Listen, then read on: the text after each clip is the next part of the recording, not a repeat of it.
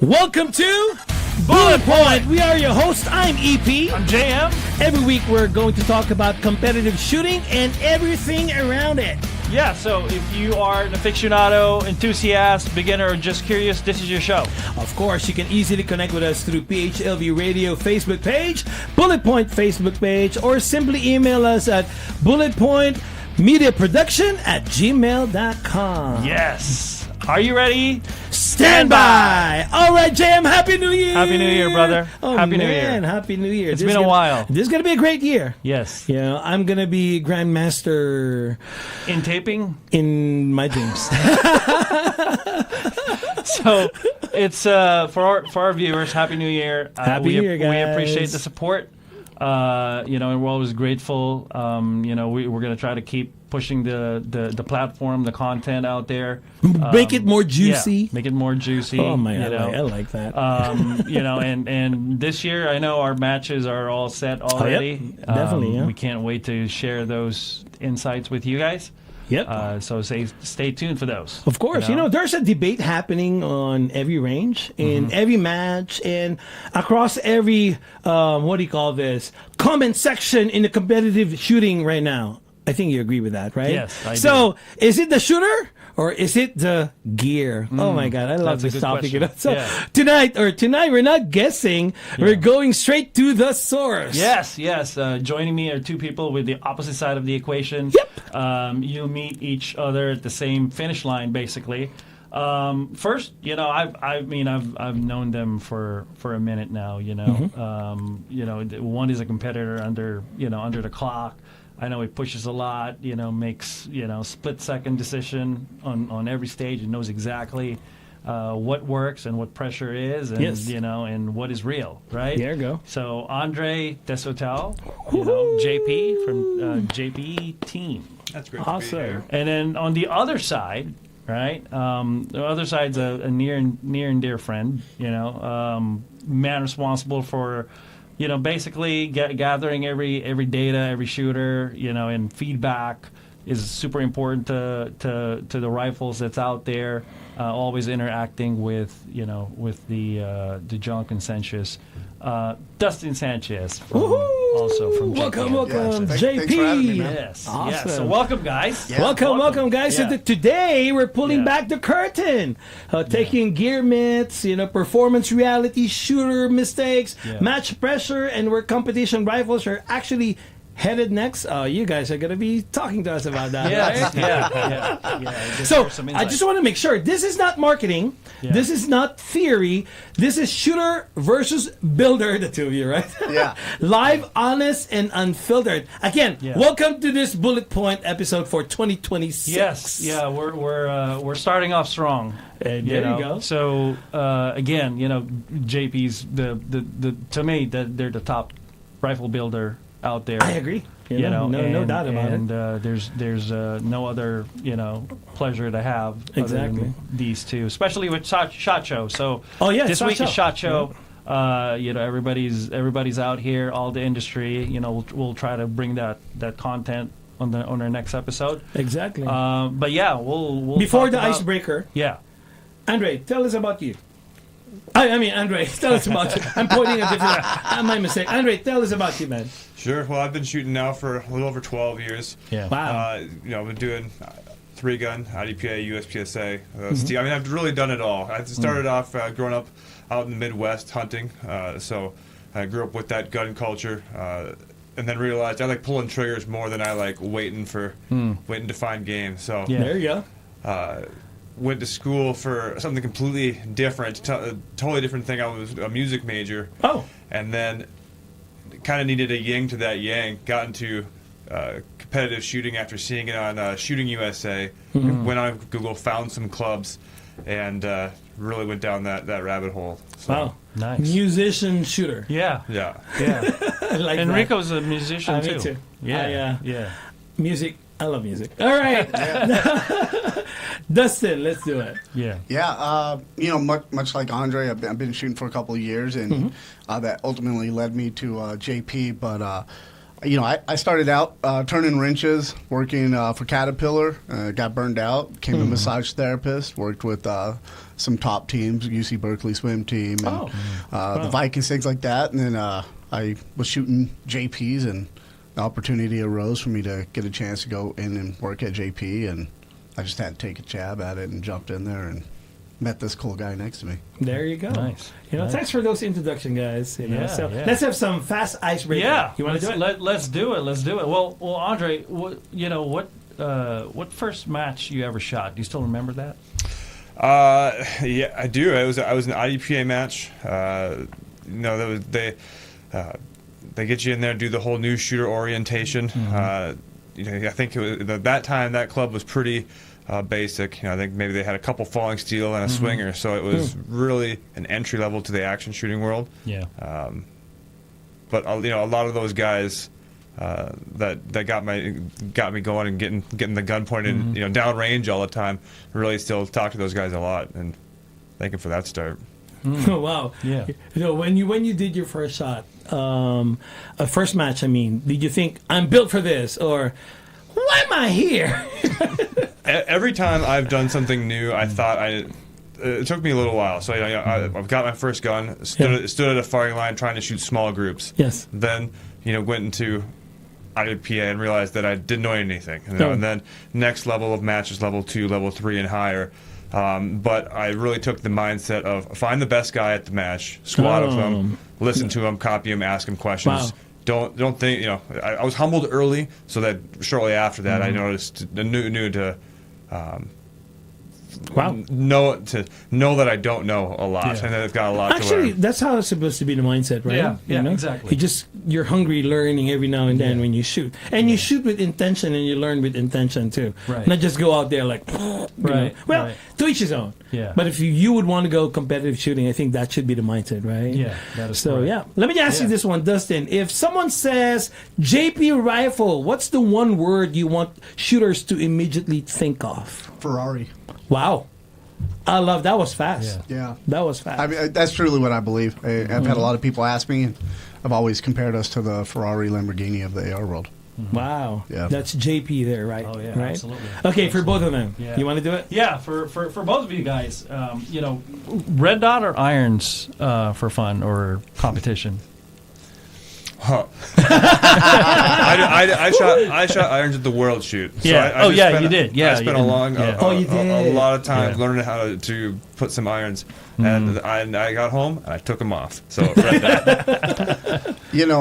for me, I feel like I'm a little different than Andre. Andre gets into everything, and he just goes all out into that particular sport and loves it. And I shoot everything. I try to shoot every division and play with all the different rifles and play with different optics and red dots. And I'm even looking at running irons for IPSC Rifle Worlds. So I don't really care. I just want to go out there and have a good time and hang out with all my friends. And even though I give Andre a hard time every day at the office, I admire when he gets out there and he's like smoking it down. So I just kind of, like watching him shoot, and then I just play with whatever I want to play with at that time. There you go. Me and JM, we started irons. Yeah. Shot limited for a while. Yeah, for a couple of years. Yeah.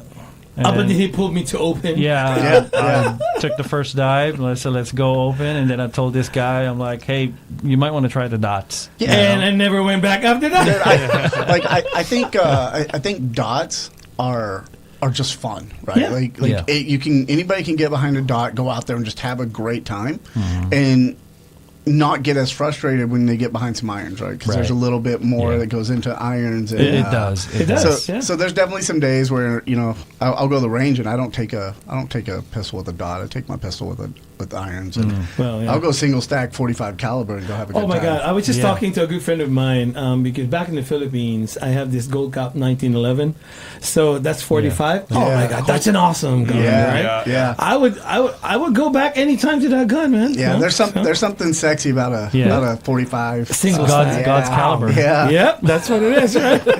Yeah. All right, let's look into a shooter versus builder mindset, right? So if you don't mind, let me ask this one, Andre. What's the first thing you notice when you pick up a rifle that tells you this thing is serious?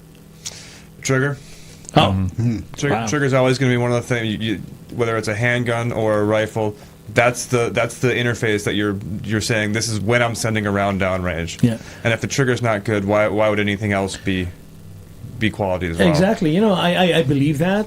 Sometimes your finger to your trigger is not commensurate. I mean, it doesn't follow you. Hey, where is this going? And you go, I know what you mean, right? Yeah. That is a good call. I mean, it takes skill to set it up, to make a good trigger in any platform. Yeah. And you could argue, this gun's really accurate or this gun's really reliable. But if you don't have the ability to send rounds downrange accurately, it doesn't matter how good a robot could shoot it. It's how a human can shoot it. So I agree. You know. So this is for Dustin, right? So what's the most misunderstood thing shooters complain, about that is actually a user error? Oh, that's heavy. Trigger.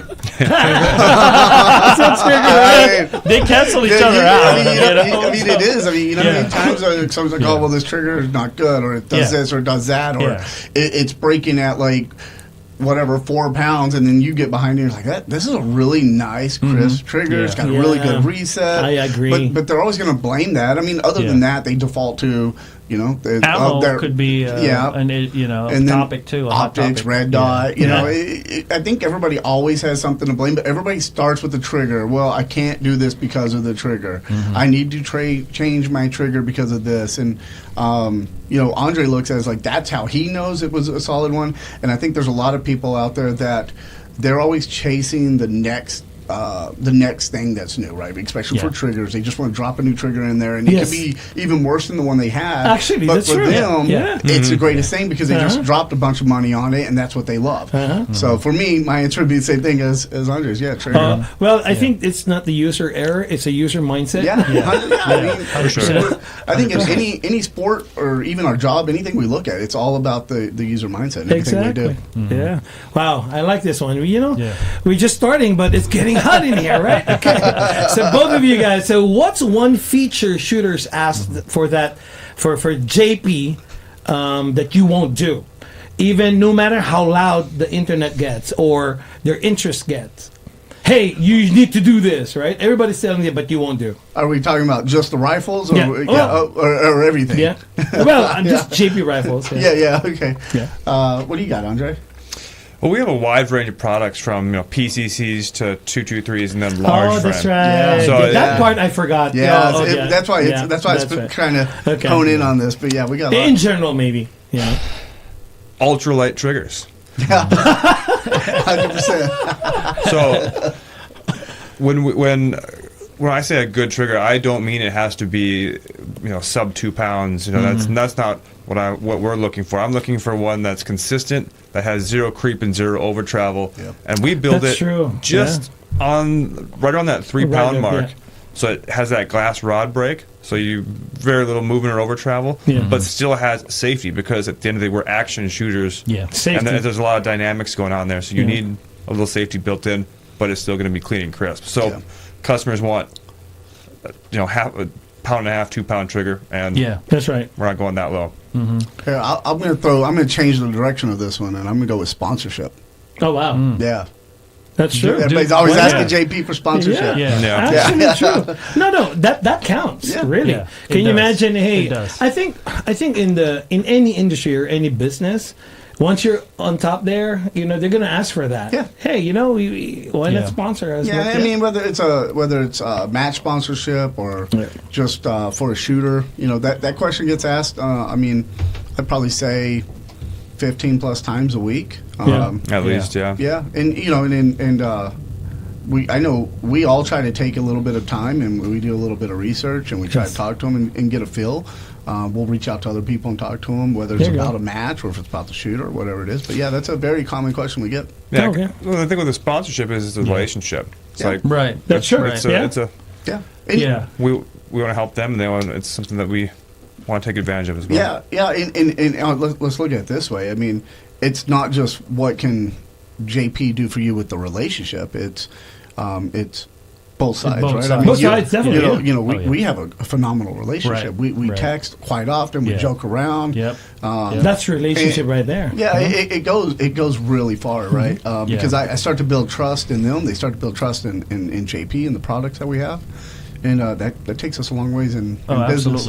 Absolutely. Yeah. That's right. I mean, I think on that sponsorship level, you look at it as, as a, proprietor mindset where, JP's looking at it both ways. Obviously, the person that's asking for, hey, do you want to sponsor the match or be the match sponsor or a stage sponsor for that matter. Looking at it from a slot standpoint or a value standpoint, right? Yeah. Mm-hmm. So I think from that, you can't just go, hey, do you want to sponsor a match without a relationship? You want to sponsor an Area 1 or Area 2 match? Relationship here's is the very bill. important. They are. I mean, look at it this way. Andre and I, co-workers, but I look at Andre as a friend, and we joke and we have a good time. Sponsor shooters, match directors, if we have that same type of relationship, because we're going into business together, we can look at we're business partners or we're co-workers, however you want to look at it, but we still need to have that working relationship where we can be honest with each other about what we see, whether it's positive, negative, but we can also joke around it. I mean, I mess with Andre quite a bit, and some days I wonder why he's my friend, but we're still hanging in there. But it's the same thing, right? I think even in our team or in our group, we mess around, fool around with shooting. It's just that's the reason why you're doing it. You're doing it for fun, Well, there's business on this side, really, but what matters is the environment that you built upon. Exactly. So exactly. I actually like that. So. This one's for you, Andre. Speaking about be honest, just kidding. How much of match performance is skill versus equipment at the top level? It's a lot skill. A lot skill. So if I had to put a percentage on it, 90% skill, 85-90% skill. Oh wow, that's huge, huh? Now there's of course there's obvious limitations that you need good gear to perform well. Definitely, you have to have good gear, and what we do at JP is the thing that is at JP is it's gear made for shooters by shooters. Yeah, and that's why absolutely it's the best. I love that. That is a good approach. That it's very confident passing that on to the more of the shooter side, and they can trust the gear that they're having. Right? I remember a good story that you mentioned when you guys were in World Shoot. Yeah. Everybody, JP Rival was just good enough to help everybody there. Yeah. And then reaching out. Yeah, Dustin was and Andre were phenomenal support there. Yeah. It's like a pit stop.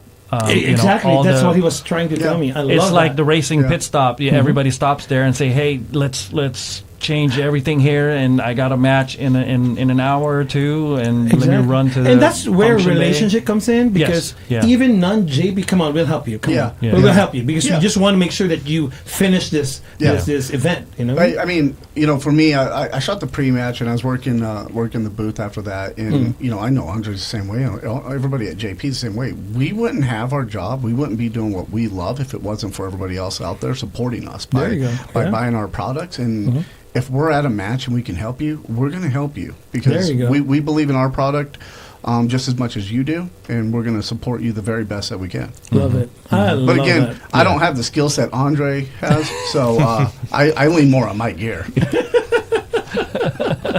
I'm the same. I'm the same. I can't copy what Miggs does. So Dustin, do you think, are we in a real gear gap era, or the shooters are just better educated now with the products that we have? Like, especially coming out of SHOT Show, we've seen a lot of stuff floating around. A lot of companies, try to reinvent the wheel, and some of them try to enhance the wheel. Yeah. I think we're in a I don't know if I'd say the golden era, but we're so close to it, because, whenever I started shooting 3-gun, there were mean, almost every match I went to, there was just a certain brand out there, whether it was an optic or an AR or a pistol, whatever.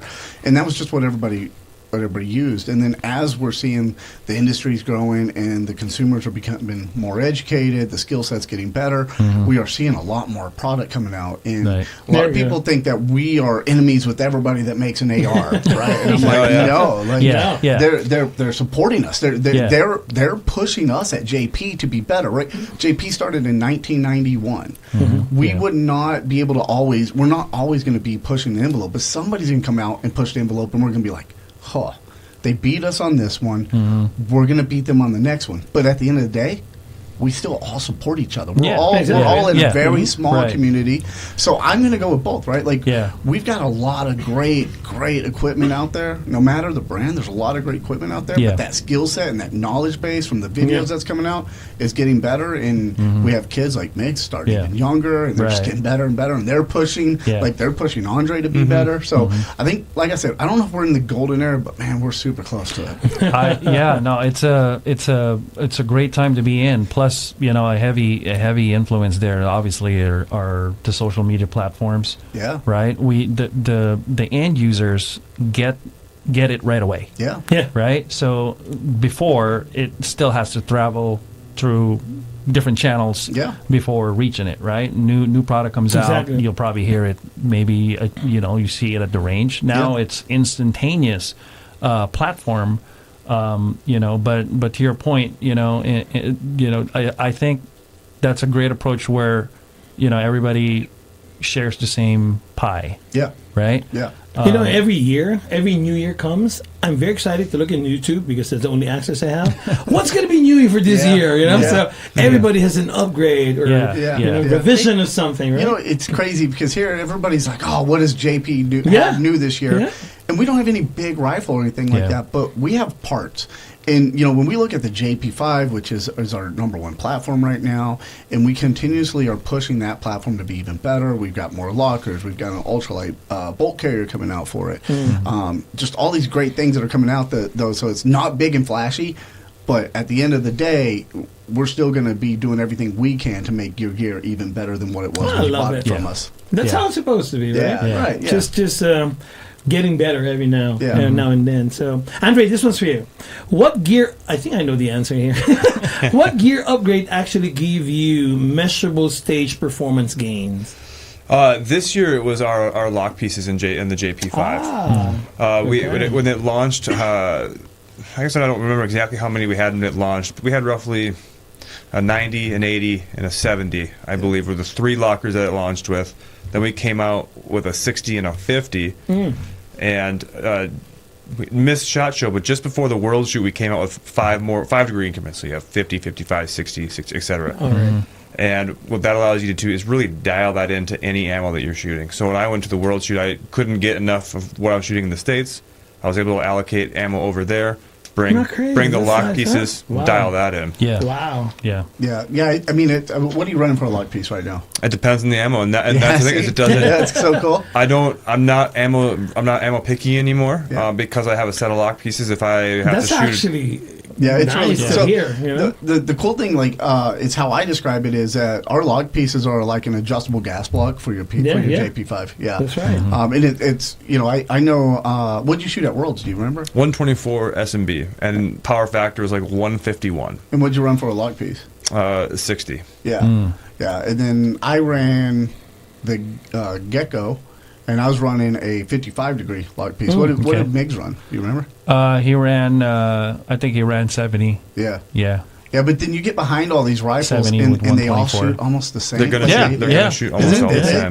So that's what I'm talking about, like with parts, right? Like we're still supporting a platform for people that's just, it's phenomenal. Yeah. That's phenomenal, really. In fact, I want to go JP full, because hey, the support is there. You know what I mean? Yeah. So whatever you do, the support is actually there. Yeah, I mean, we're still out there shooting, right? I mean, we wouldn't have come out with that many lock pieces if we weren't putting rounds downrange. Yeah, true. That's right. True. We'll come out with 3, pick the 3 that you need. That is so true. Yeah. No, that wasn't good enough for real world shooters. Yeah, you needed more. And for anybody that shoots still challenge, we go all the way up to 120 degree lock piece. So so if they've got a really powder puff load that's barely wants to get out. We got an ultralight barrel. What's 5 inches or 6 inches? Yep.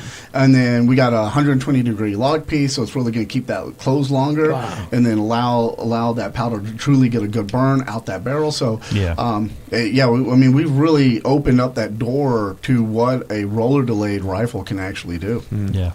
Wow, that's awesome. Yeah, no, it's. I think it's the continuous R&D. Yeah. And it's nonstop. The R&D, those came out like almost 11 months ago. People have, so they're not new, but they haven't been seen as shot before. It's this constant evolution of our product line. Yeah. A lot of people wait till SHOT to drop everything, and JP continuously drops throughout the year. And then we show up to SHOT Show, and they're like, "I didn't know you had this." We're like, we were running it in the Czech Republic this year, so it's all there. Yeah. Whew, one day. I'll be in World Shoot. Just kidding. I'll be shooting with you guys. Handgun World Shoot. We're going to be doing that, right? Italy. This year. Yes. Oh, next year. Is this year? No, that's that's 2029. Oh, what year is it now? Just kidding. Okay, that's it. This is actually what I want to ask you. When I saw this question, walk us through how a competition rifle goes from concept, testing, and match ready. I mean, there's just these ideas that are thrown out there, and they may be crazy. Sometimes just John Paul walks in, he's like, I was doing this, and then one of the engineers, designs it, they play with it, and they start to build these prototypes, and they don't let Andre or I know what's going on, and then we start seeing stuff that's being super secretive around the shop. And then we just start kind of hearing ideas, getting more ideas, and they're just testing, and they start giving it one to one of us, usually Andre, because he's a better shooter, so he can give a more honest opinion about it. I'm looking at it from the marketing standpoint. Definitely, a lot of it's just sometimes like Andre's just in there and he's messing around with a load or something, and it's in the JP5, it's not doing what he needs it to do. Okay. So a half degree lock comes out, or I was sitting there playing with springs. I was drilling holes in my SES, and I got holes in my weights and holes in my slider, trying to chase something down, and that could be something where the engineers are like, "Why are you doing that? That's stupid. Why don't you just go with a 55-degree lock piece?" And I'm like, "Well, you weren't making that when I started doing this." So a lot of it's like Andre said, our rifles are designed by shooters for shooters. And I think as long as JP keeps that mindset, and any company out there keeps that mindset, they're always going to be able to stay right there with what's needed and come out with great ideas and great designs. But you have to be out, not just shooting a match. You have to go to the range. You have to train. Yeah. Oh yeah. I agree. You got to do dry fire. Like dry fire, I consider dry fire will tell you a lot more about your setup than when you actually go out there and shoot it sometimes. Right. That's true. So I agree. Again, I'm glad you brought that up, Dustin, because during the previous episodes of Bullet Point, we stress dry firing and how it's an important piece of your success in this sport, right? Whatever discipline you're trying to shoot, but I think that's an essential key, because you're going to know exactly what how you're going to be able to shoot. And actually, that's so true. That's how I stepped up in my game, because dry fire. I changed my attitude toward dry fire. And the whole game changed. So this is what really turned me on to dry fire was whenever I got hired at JP, I came in and was building rifles. Okay. So I'm building 7-8 rifles a day, and you're sitting there and you're kind of playing with every rifle that comes through. Somebody builds a cool rifle, you're dry firing a little bit, and then my dry fire started to actually increased because I was playing with rifles at work. Definitely. But I was at the range less shooting, and then I would go shoot a 3-gun match, and my rifle runs would be even better. And I'm like, well, I'm not. I haven't changed anything. I'm just playing with rifles every day, all day now, because I'm building them and dry firing them. That's when like everything kind of was like an aha moment for me. It's like, oh, look at that. If I just played around with my firearms and did dry fire, I can get better. Yeah. Okay, there you go, Andre. You know his secret. Dude, this guy does dry fire in his office. Yeah, well, this is how much of a gun company JP is. So I'm sitting at my desk. Okay. Talking to customers on the phone, and I've got targets on the wall, and I'm dry firing on the, Oh my in God. the middle of the office. That's the ultimate. I've had John Paul walk by. John Paul walks by, and he kind of stops and then looks over and he goes, "You know, at most businesses they'd call the cops on you." Exactly. And then he just walks away. So it's company sanctioned dry fire at the best. Yeah, it is. Yeah, and it's the same thing. Like the guys who build rifles. So Brian Payne, phenomenal 3-gunner in Minnesota. They call him like the godfather of 3-gun in Minnesota. He would just be sitting there just dry firing a rifle he just built and be like, "I got to build me one of these. This is a great idea." But he would have never played with that rifle or even thought about building that rifle for 3-gun until he's sitting there building it and he's doing dry fire. Like, oh, it swings so good. It does so good. Yeah. Well, guys, you see, we're still talking about dry fire. You know?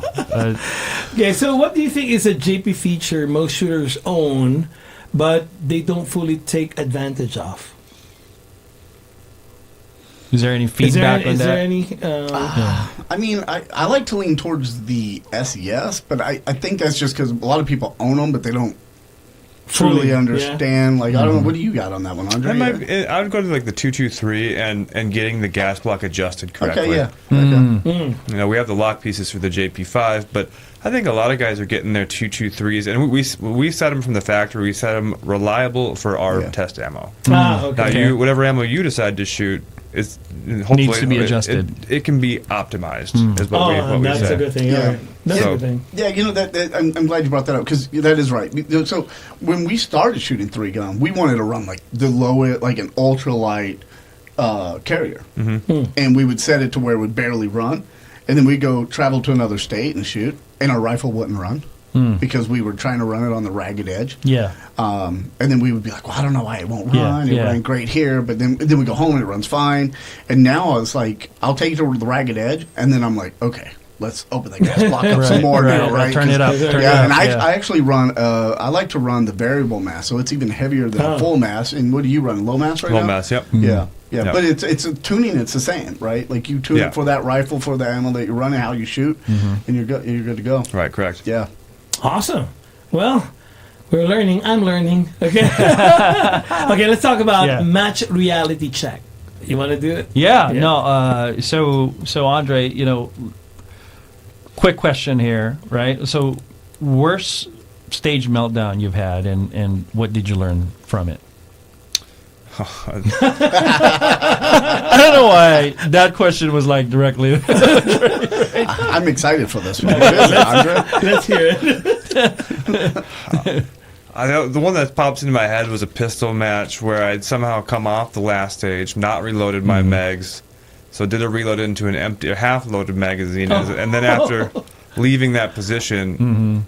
Fall on some brass and just some nosedive into the eats it. So after running dry and eating it, and so what did I learn off that? It was not so much in the falling. That's just my dignity, but the whole mag thing. I didn't do my process. I finished the last stage, so lack of and.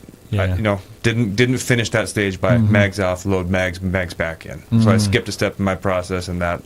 So finish that. You're not done until you're ready for the next one. Exactly. You're right. I think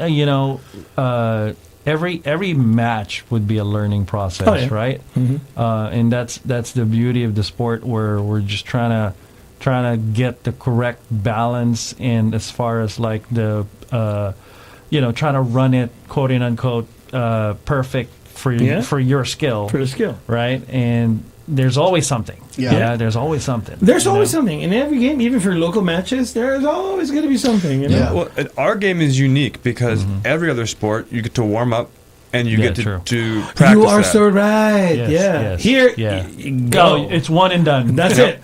Tennis court's always the same. The golf course is always they move the pin, but they practice on that course. So it's unique where you're always going to have something because you've only seen this one time and you only get one chance. Exactly. That's it. Once that beep starts, that's it. There's no mulligan. No mulligan. There's no mulligan. Oh, I've shot some 3-gun matches with the mulligan. With the mulligan. Yeah. You're good. Okay. Well, get a friend to pace for it. So I have this one: losing by a fraction of a second, or losing because of a mistake you knew you can do better, or you could have done better. I had that excuse on Monday night to some top-level guys. Okay. That I knew I could have done better. They Okay. looked at each other and they said, "You listen to that? If he had been faster and shot better." So that knowing I could do better, they didn't accept that excuse. So Okay. I think it's losing by a fraction of a second, knowing that you executed the best you can at this time. If it wasn't good enough, Yeah. go back to the practice range and try again. There you Yeah. go. Yeah, I like that. So this is for Dustin, right? What's your mental reset between stages when something goes wrong? I actually like to kind of step away from people and just kind of go chill for a second and think about what happened. Like at Worlds this year. You were telling me. Yeah, that. man. Yeah. I ran past the target, got all the way down to the bottom of the stage, and I was like, oh, man, there's a target. I got to go all the way back for it. Yeah. So I shoot everything down there, so I Yeah. thought. I ran all the way back to the front of the bay, shot that target, and when I was running back, I was like, I forgot to take a target There down are there. moments like that. I know. So I shot that target, then I ran all the way back down there, and I shot it. And I laughed coming off of it because I was laughing at myself, like, I was an idiot. But it really bothered me because it just stuck with me. And those are the times where, like, I'll still talk to people. I don't throw a huge fit or anything, but I gotta step back. I want to listen. I want to play some music, and I usually just kind of want to like squat down and just watch other people shoot, kind of zone out as they're shooting. That's how it's supposed to be, and to reset. Yeah, especially on a high level. Yeah, and then I'll come back. There's usually somebody, right? We always have that one guy or a couple guys there that we know we can go talk to. Yeah. And though they're thinking we were an idiot for doing everything we did, they're still compassionate enough to be like, oh, man, we've all done that before. Yeah, It happens to the best of us. Yeah, and I'm like, I've never seen you do that. But thank you. That's true. right. That's true. There's always, out of 5 people, try doing this. Out of 5 people, try talking to them, one by one, and then just tell them, hey, I sucked at this stage. There's always that one person be like, you know what, dude, I've done worse. Don't worry about it. Get him back that's on the the next beauty of the stage. sport, right? Yeah, but again, though, like if you sit on that stage, you might as well just throw your match away because if I take that stage failure with me to the next stage, I'm gonna do horrible on that stage, and then I'm gonna take those 2 with me, and just let it go because you can't fix it. Like we have one shot. That was it, right? That's it. Move on because you only got one shot on the next one. You only got one shot on that one after that. So just go have fun. That's what we're there for. Yeah. I like to ask this one about the future of competition rifles. Where are competition rifles headed in the next 2-3 years? I know we've been talking about evolution right now, but how do you see it next 2-3 years? I don't know the industry's changing Still so evolving, fast. and fast. And we have so many different coatings that are coming out. We're finding new things. Like technology's advancing, so it's allowing us to do even crazier things. People are talking about being able to push a 300 blackout out to 100 or 800 yards now. Wow. And you're like, well, what's going on with this? Like, what are we doing with the barrel technology? What are we, So I really don't know. I think a lot more people are starting to play with these, rifle-mounted lasers. So if you're looking in a long-range game, that thing is just evolving. 2 years ago, I was shooting a match, and we lost a lot of military guys. They were all running a Mars system, and you can't even get the military Mars, which is the really good one. You can't even get that. You can get a civilian version, and we were paying $15,000 for that. Wow. And now you go and you can find, you're starting to find some for around $2,000. And so I don't really know where we're going to go with this because how long do people think the 1911 was it? A single stack 1911, that was as far as we can go. 10-15 years, they said, and then still, look at the evolution of that. And now we got guys pushing these hybrid 2011s running Glock mags and Sig mags. So, I don't know. Even the 2011 mag, when I got into it, you bought a set of 4 magazines that didn't work, and then you sent them off to get tuned. Yeah. Now you can just go to the shelf and pull a 2011 mag off, and they're going to be good. Exactly, you're right. Well, look at open, right? Let's look at 3-gun, and let's look at open with the shotgun, right? Those guys I hated to be squatted with them when I first started because their guns were going to go down every other shot. Every stage, every other shot. Yeah. And it's like, oh my God, they're going to take the longest to run the stage. Now, those guys probably look at us and be like, they're running irons. They're over here running, having a quad load their shotgun. Yeah, they're going to take us forever. So, I don't know where the sport's going to go. I'm excited to watch it. I'm excited to be part of it. Yeah. And, I think JP's always been a leader in development and pushing, and I hope we can continue to be there. Mm-hmm. I like that. I like that. Yeah. When you say evolution, right? And one of the things too is even the industry, your competition industry, everybody pushes each other to be better, right? So the evolution as a whole would keep kind of snowballing, and I think towards the end, it's the general users are the ones, that's the end user. That's the one that's benefiting from these products. Yeah. Yeah. I mean, we have there's this stigma that JP and Unrivaled have this this beef against each other, right? Yeah. And, I talked to Kyle Litzy a couple times on the phone, and we saw him today, and we're laughing about it because we're like, we don't have any issues with him, but each other. The market talks about it. Do what? The market talks about it. It does. Yeah. It does, and it's like, we don't have any issues with it because, they're kind of doing what John Paul was doing back in 1991, right? Mm-hmm. They found something that they love. They think they can make something better, so they're going to push it. We're going to see it. We're going to be like, hey, we can do that. We can make it better. Yeah. So we're going to push ourselves. And at the end of the day, all we're doing is making it, every consumer out there is getting a better product. Right. Because we are just kind of going at it, but we don't have any beef with each other, right? That's right. I want every company out there to be successful. Right. Because that's better. That's the best scenario for all the end users out there. Yeah. I got it. Yeah. That's so nice. So, advice to the next wave. Andre, if a new shooter only had money for one upgrade, where should it go? Oh, we got to slim it down to what platform again? Are we talking? Talking PCC or 223 or handgun? I forgot about that. And I would say, are they running a JP already, or is it non-JP? We're talking about JP now, so let's do a JP. All right. Well, so there's really no way to upgrade a JP rifle complete. Nice answer. I like that. Yeah. Well, I think where he's going with this is that everybody looks at us as a rifle manufacturer. Yeah. But we make every part for our rifle. So we are. I like to pitch that we're actually a parts company that makes complete rifles. And so when like for Andre, if we were to say, what's the number one upgrade you could do? I could look at you and be like, do you have a JP?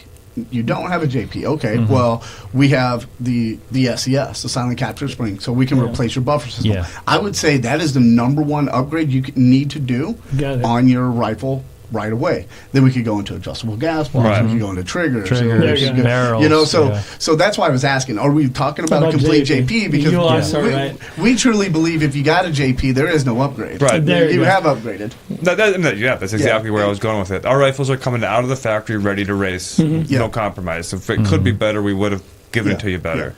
But we sell those parts separately, so we can make someone else's rifle perform a little bit better. And that's a great thing about JP is that. There's a lot of people out there that a JP is like a Ferrari, right? They'll never be able to afford it. Right. That's fine. We make all the stuff for you. You can upgrade you've got a large frame, small frame, PCC. We have everything that you can upgrade your rifle to be a much better platform than what it was now without spending the money that you're going to spend in a complete JP. Yeah, and it's literally everything, right? We make our own buffer tube. You want a better buffer tube? We make a buffer tube. Right? You want to play with a titanium brake on your PCC? We have a titanium brake for your PCC. Yeah. You don't have to buy a full JP to enjoy all the things that JP has. That's a good to know. Yeah. Speaking of setups, right? Are there any when a customer calls in, right? When a customer calls in and places an order, are there any challenges or suggestions when you see from the rifle builder and be like, I don't know about this, I don't know why the customer would want this part, what's the thought process behind that when something like that comes up? Andre deals with sales. He's on the phone all the time. This is a perfect question for him. Yeah, and it does come when it comes to the rifle builder. We do ask those questions, and because we make all of our guns custom, first thing I ask is, what are you using it for? And sometimes people get a little cagey because it's like, what are you going to use this gun for? Yeah. But no, it's what kind of it's a tool. What kind of job do you need? You have a job to do. What kind of tool can I sell you? Right. Yeah. So. A steel challenge guy, if he has a heavy barrel on it, that would be a kind of a red flag. I'm going to shoot steel challenge. Well, you might not want the 14.5 pin and weld. You might want the ultralight. Right. That's right. And so I think the customer that has that is the guy who's shot for a little bit, found out about us, wants to upgrade to the next level, but he's still relatively new in his shooting career, so he's just kind of guessing. Right. And experimenting. And that's where we're here to what are you using it for? Let's make sure we get you the right tool. Yeah. That's good. That's nice. Okay, we have some fun question. These have all been fun. I like funner. Funner. Rapid fire. Okay, all of us we can answer this one. All of us, right? Yeah. Steel or paper? Paper. Paper. Okay. Wow. Okay. This one is good. What's your favorite match snack? Gummy worms. Okay. Watch. Yeah. Energy drinks. I usually do beef jerkies. Oh, really? Yeah. I don't really eat during matches, but I always have this Mentos gum. That's always. I always have that. I can't live without it. I'm going to go look at practice score now and figure out, like, if you start off really strong and then you're dying down at the end of the match, I'm going to be yelling, like, hey, man, you need to get him on some food. I need to get some beef jerky. That's why you need an energy drink. It keeps you going. That's it. You need something, man, okay? Okay, I think I know this. I know our answer. Our answer here. Yeah. Dry fire or live fire? Well, dry fire is fun, so I'm going to say dry Me fire. too. Or Dry live fire. fire, I mean. Yeah. Live fire? Yeah, live fire is Dry fun. fire? Yeah. It's dry fire, but. But, how about you? Live fire. Live fire? Live fire. Okay. Yeah. One word to describe match pressure. When you're in a match. Fun. Fun? Yeah. Fun. That's why we do it. Yeah, that's exactly why we do it, man. Okay. Yeah. I don't That's know why what's we're my here. word. Perspire. I don't know. All right, last one. Best excuse shooters make after a bad stage. We were just talking about this earlier. I tried to shoot the stage like Miggs. That's a good position. What do you think, Andre? Bad excuse, or best excuse, shooters make after a bad stage. I always think of if you're gonna do something risky, I think of the words of Casey Reed and don't be a little bitch. How about you, Ron? I would say best excuse. Jeez, I heard somebody say this. They didn't sleep well the night before. Oh, I used to use that. I was drunk. No, I'm just kidding. So for me, maybe I knew it. Well, I'm guessing for you, it's going to be I was loading ammo last night. Yeah. Which I have yet to do. Oh man, this is fun, guys. Thank you. I really appreciate it. We really appreciate that. Thank you for. So maybe I know you guys are so very busy. Maybe you can, our viewers, or maybe you can invite them talk about JP Rifle for a bit. Hey, if you don't know JP Rifle yet, whatever. Yeah, we Andre and I can talk JP all day, all night long. Yeah. I mean, we love what we do. We love our brand.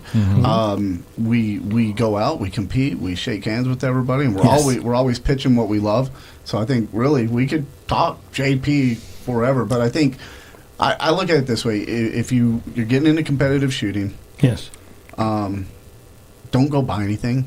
Just whatever you have. Whatever, run it. Yeah, man. Yeah. Show up at the range, have fun. And then that's when you can start changing stuff. Yeah. Or get a rifle. Yeah, figure out what your budget is. Look at what you're wanting to do, and if you need to buy parts, we got you. You want to buy a complete rifle, we have you. Right? You want to shoot long range. You want to shoot some 223. You want to shoot PCC.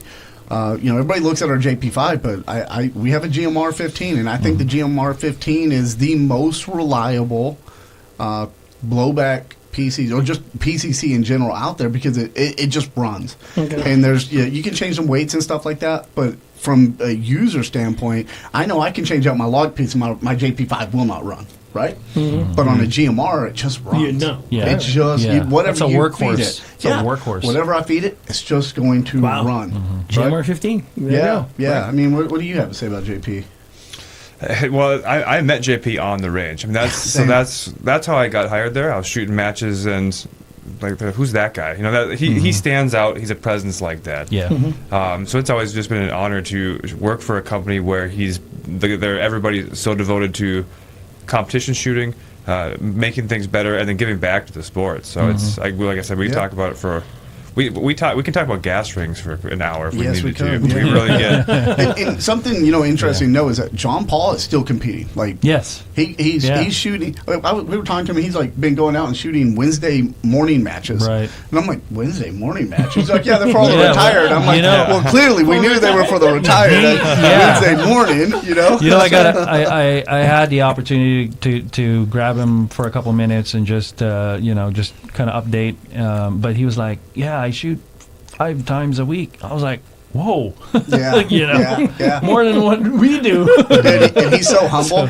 He's so humble because he'll be like, I'm not as good as these guys. And you go and look at the scores, you're like, dude. Yeah. He's up there. You're still just crushing it. Still a sandbagger. The guy, I call him the myth. I don't even remember the man, the myth, the legend, right? There you go. And it really is, and like I met him on the range just like Andre did. It was just, you would have never known. He doesn't walk around with an ego or anything. He's just cool guy, he loves the sport. He loves firearms. He just wants to make the best product possible. And he still has a lot to say about what goes on at JP, and his 2 boys have kind of really picked up the reins of JP, and they're running with it. So it's still family owned, and we still see John Paul when he's snowbirds now, right? So he's up north in the summer and down south in the winter. But he still comes in, still has a lot of great things to say. Great stories. You ever meet John Paul? That guy. He's forgotten more than we'll ever know, and the stories and the people that he's met are remarkable. Like, awesome. You ever get a chance? That's good to know. That's why we want this show. No. Like I said, we're number one. It's fortunate to have from a shooter's perspective, right? And I'm speaking through Miggs's lens and point of view, to have somebody as solid as JP on his corner. Exactly. When he's out there competing, it means the whole world. The confidence is there. Yeah. We know that the rifles and the gear will perform, and the accessories that's on there, it'll 100%. The support that we've been talking about the whole time, JP is just very phenomenal with support. So I have one more question before we end. You guys don't mind. If you could leave the audience with one principle that separates average shooters from consistently dangerous ones, what is it? You're the better shooter, so I'll let you answer that. That was a humbling admission. Look, I'm very sorry that I just broke my golden rule of being nice to you in public, but I did. But I'm gonna let you have that one. If I don't like your answer, I'll pick up from there. There you go. Well, I think for me, the thing that I noticed between the average shooters versus the guys that are constantly dangerous is the guys that is. It's what we do. I mean, that level of competition, the consistency in training. I think we're always thinking about it. We're always picking up the guns. That's always having a goal to drive to. Not everybody has the time to do it or wants to, and that's fine. You don't have to be, the top into the top, but the guys that are there all the time are thinking about guns all the time. Wow. Yeah. That's awesome. Yeah. Whew. This is a good episode, guys. So, awesome. Well, Andre and Dustin, thank you so much for being here today. Yeah, thanks for joining us. Again, we had a great time. We had a great time, right? And hopefully we'll do this more. Well, I have one question. Yes, go ahead. I hear somebody's got a sexy voice around here. Oh, there you go. Yeah. Come on. Can you do the outro for us? This is the sexy voice. Yeah. All right, guys. At the end of the day, trophies don't care about opinions. The timer don't care what you paid for your rifle. The target doesn't care what brand is on the receiver. And the match doesn't care about excuses. Yes. So what matters is preparation, discipline, and equipment that does exactly what it's supposed to every single time. Today, you heard it from both sides. The shooter who lives under pressure and the builder who refuses to cut corners. Yep. So again, guys, if you take anything from this episode, let's make sure that the skill gets you to the game, but execution gets you there. Of course, huge thanks to Andre, Dustin from JP Enterprises for pulling the curtains back and keeping it real. My name is EP. I'm JM. See you at the range.